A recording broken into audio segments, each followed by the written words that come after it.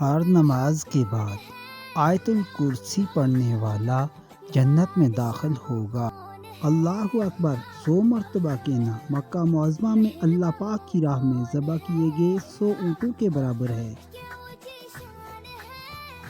لا حول ولا قوت الا باللہ، یہ جنت کے خزانوں میں سے ایک خزانہ ہے، یہ جنت کا ایک دروازہ ہے، یہ جنت میں درخت لگانے کا بیج ہے۔ نعمت ملنے پر الحمدللہ کہنا ملنے والی نعمت سے افضل ہے۔ سبحان اللہ و بحمدہ 100 مرتبہ کہنا 100 اونٹ قربان کرنے کے برابر ہے۔ سبحان اللہ والحمد للہ سے زمین اور آسمان کا خلا بھر جائے گا۔